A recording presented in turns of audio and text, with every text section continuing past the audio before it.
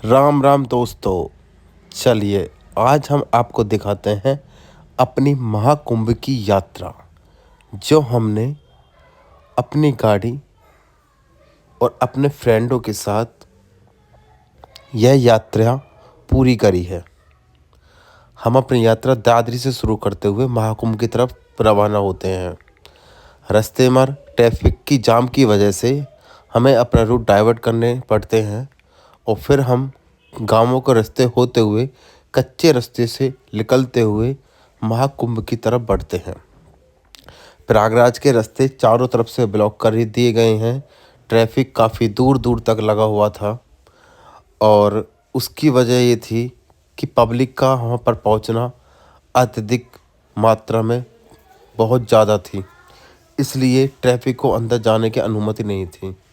30-40 kilometre पहले ही traffic को रोक दिया गया था। दूर दूर तक पार्किंग बनाई गई थी, इसलिए हम गाँवों के रास्ते ऐसी टूटी फूटी सड़कें, कच्चे रास्तों से, रेतीले रास्तों से हमने अपना सफ़र तय किया।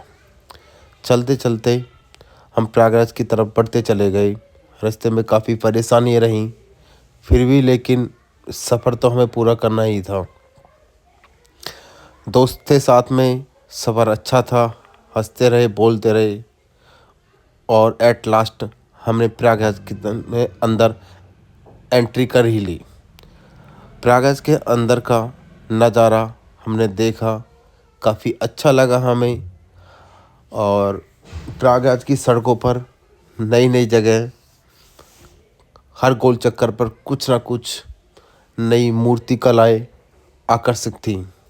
देखना शहर के अंदर बहुत ही अच्छा लगा और हमें ये सफ़र भी काफ़ी अच्छा नज़र आने लगा। काफ़ी मेहनत, काफ़ी मुश्किलों का सामना करते हुए आखिरकार हमने प्रयागराज के अंदर एंट्री कर ही ली। धीरे धीरे हम अपनी गाड़ी को संगम की तरफ ले जाते रहे। रास्ते में जो भी चीज़ें हमें दिखती रहीं, हम उनको देखकर लुत्फ़ उठाते रहे और अपने सफ़र को एक अच्छी यादगार के लिए हमने वीडियो वगैरह बनाई। और जगह जगह पर जहाँ भी गोल चक्कर, चौराहे पर जो भी मूर्तियाँ वहाँ पर स्थापित थी प्रयागराज के अंदर, वो हमने वीडियो क्लिक करी और आप देख सकते हो कितना अच्छा लग रहा है। एक अलग ही माहौल इन सड़कों का नज़र आ रहा है और देखते देखते हम संगम की तरफ बढ़ते चले गए। परेशानियाँ तो बहुत आई, लेकिन फाइनली हम अंदर चले ही गए। धीरे धीरे अंदर जाने के बाद हम घाट की तरफ प्रस्थान करते हुए देखते हैं कि भीड़ काफ़ी ज़्यादा है। फिर भी रूट डाइवर्ट करते करते हम संगम की तरफ प्रस्थान करते चले गए। कहीं गाड़ी स्पीड में थी तो कहीं गाड़ी थोड़ी स्लो में थी, लेकिन एट लास्ट हम संगम में पहुंच ही गए। ये हमारी मित्र मंडली है, हमारे दोस्त हैं और हम अब गाड़ी को पार्किंग में लगाकर हम प्रयागराज संगम की तरफ प्रस्थान करते हैं। घाट पे पहुंचने के बाद हमने यहाँ पर सारे घाट का व्यू लिया, जो कि काफ़ी सुंदर, काफ़ी अच्छा लगा हमें। दूर से देखने में लग रहा है कि चारों तरफ से पब्लिक आई हुई है, जगह जगह लोगों का गंगा स्नान हो रहा है। आप देख सकते हो इधर भी, और यमुना गंगा जी के दूसरी छोर पर भी काफ़ी भीड़ें हैं, काफ़ी नाव वगैरह हैं और इस समय यहाँ का नज़ारा सच में बहुत ही अच्छा है, काफ़ी देखने लायक लगा। और फाइनली हमने अपने सामान को घाट के सामने उतारा और एक जगह रखकर हम गंगा जी में स्नान करने लगे। हम सारे दोस्तों का अंदर जाना, फिर धीरे धीरे एंजॉयमेंट करना, काफ़ी हमने डुबकियाँ लगाई, सभी ने ठिठोलियाँ करी, एंजॉय किया। और सच में परेशानियाँ तो बहुत थीं, लेकिन बाय लक हम जिस घाट पर पहुँचे थे इस घाट का नाम है सरस्वती घाट। और यहाँ पे हमें पानी की मात्रा भी अच्छी लगी और नहाने के लिए ये जगह हमें सच में बहुत अच्छी लगी। धन्यवाद करते हैं हम प्रशासन का या एक उचित समय का कि जिस समय हम यहाँ पर पहुँचे यहाँ पर लोगों की भीड़ ज़्यादा नहीं थी और हम अच्छे से यहाँ पर अपनी यानी कि नहाने की जो व्यवस्था थी हम उचित रूप से उसको बनाए रखे और तसल्लीपूर्वक हम यहाँ पर नहाए सभी लोग।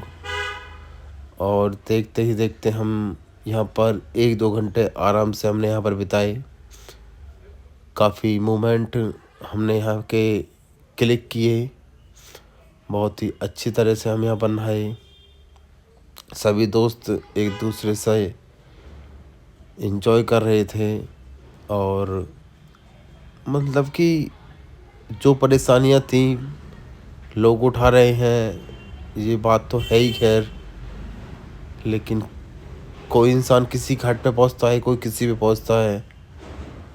खैर जो भी है एक नसीब मान सकते हो कि शायद गाड़ी हमारी उधर टर्न हो गई और स्विमिंग करी हमने, काफ़ी अच्छा लगा।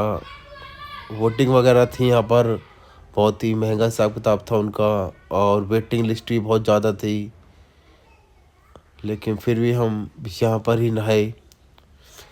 और ये जो घाट है ये बिल्कुल पक्का बना हुआ है और पब्लिक तो खैर यहाँ पर ज़्यादा नहीं है, ये भी हमारे लिए एक बहुत ही प्लस पॉइंट था।